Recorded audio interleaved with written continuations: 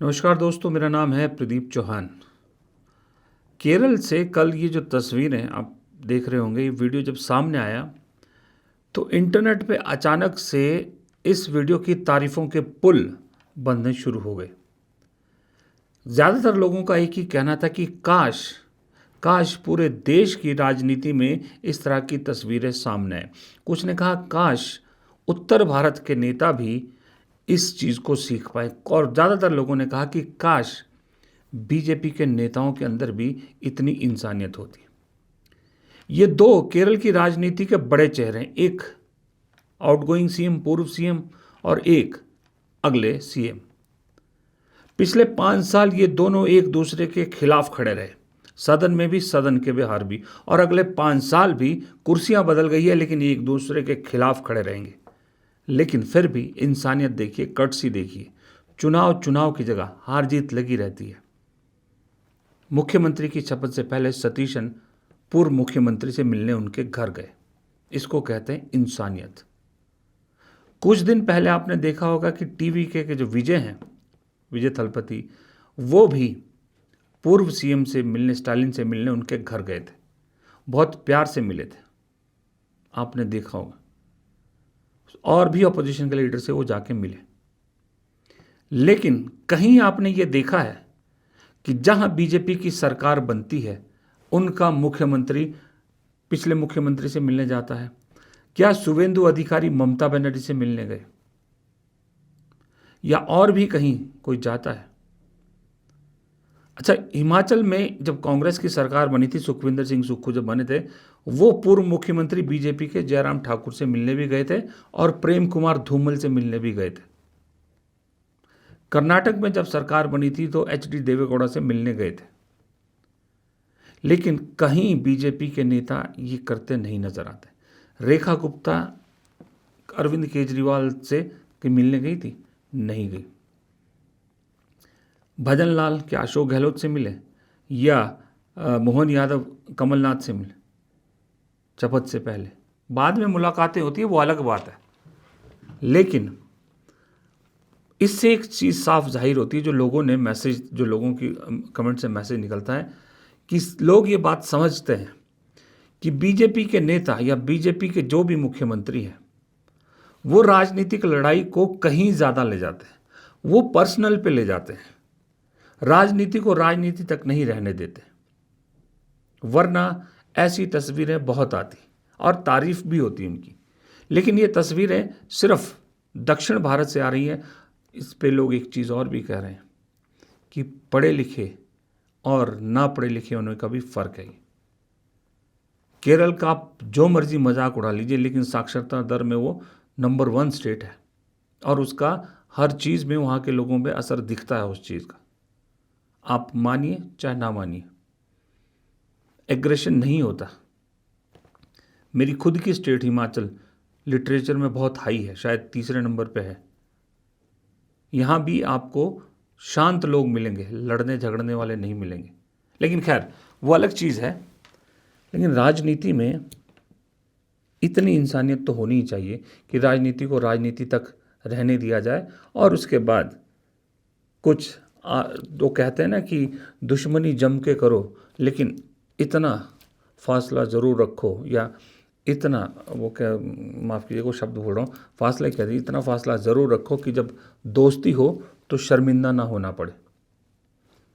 दुश्मनी करो तो जम के करो, लेकिन इतना फासला रखो कि जब दोस्ती हो तो शर्मिंदगी ना झेलनी पड़े।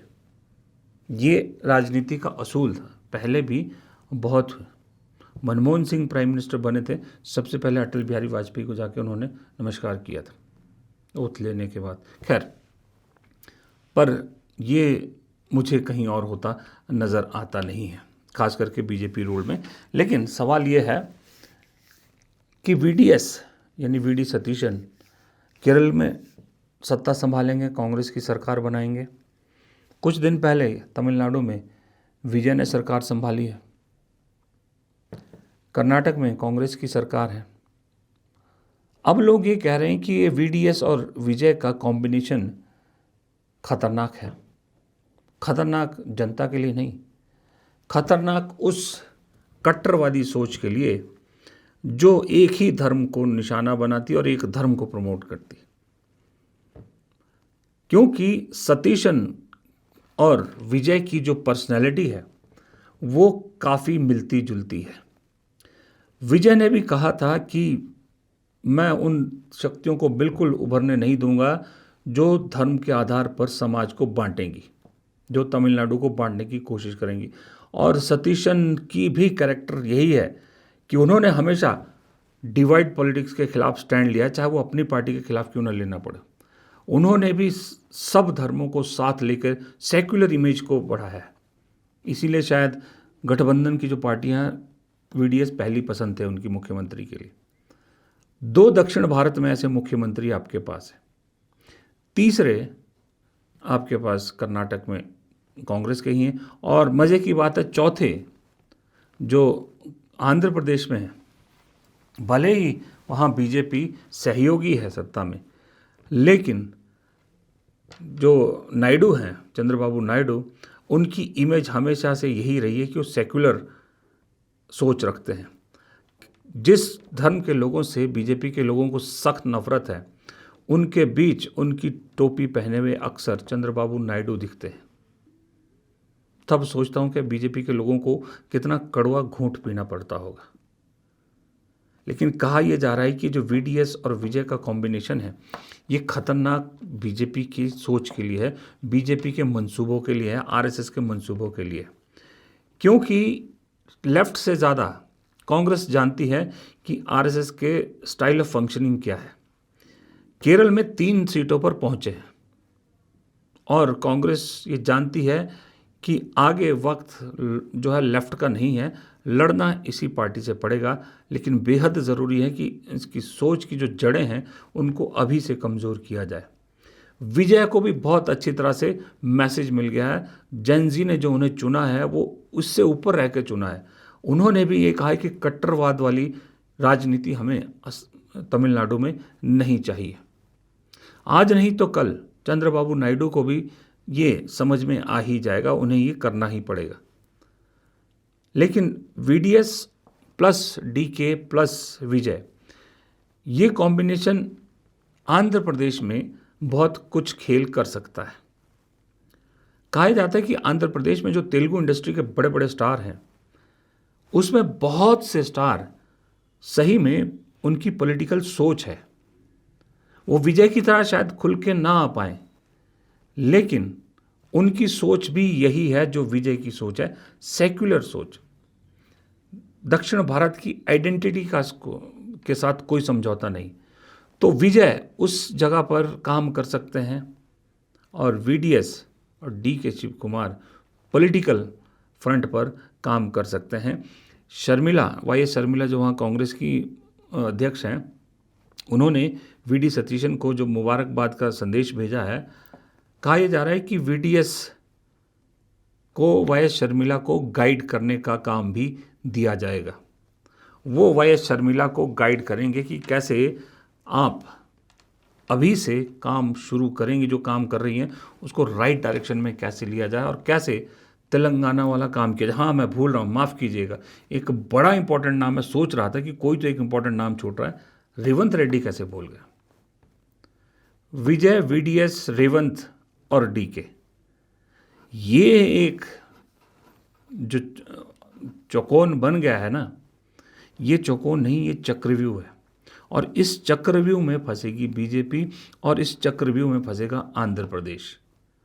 आंध्र प्रदेश में अगर चंद्रबाबू नायडू को अपनी राजनीति बचानी है तो आज या कल बीजेपी से अलग होना पड़ेगा।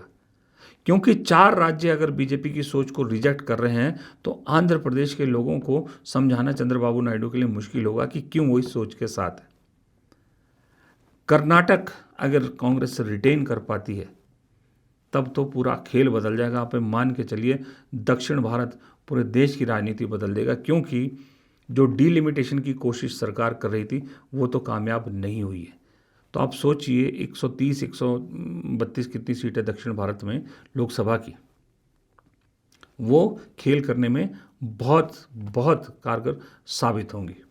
और डीलिमिटेशन का जो अपना सपना है बीजेपी वो तभी पूरा कर सकती है अगर वो 29 में भी कम से कम 450 सीट लेके आए सहयोगियों के साथ, जो होना आज की हालत में तो बहुत नामुमकिन लग रहा है, खास करके दक्षिण भारत की वजह से। तो इसलिए ये चौकोन चक्रव्यूह बन के बीजेपी के गले की फांस बन गया है। ये फिलहाल राजनीतिक गलियारों में डिस्कशन का मुद्दा है। अब सब अलग अलग तरीके से इसको एनालाइज कर रहे हैं। कुछ दिनों में मैं भी करूँगा कि असल में ये कैसे काम करेगा कि नहीं करेगा, अगर करेगा तो कैसे करेगा, क्या क्या फैक्टर काम करेंगे, वो हम किसी दिन आपके साथ ज़रूर डिस्कस करेंगे। फिलहाल इस छोटे से वीडियो में इतना ही। प्रदीप चौहान को दीजिए इजाज़त। नमस्कार।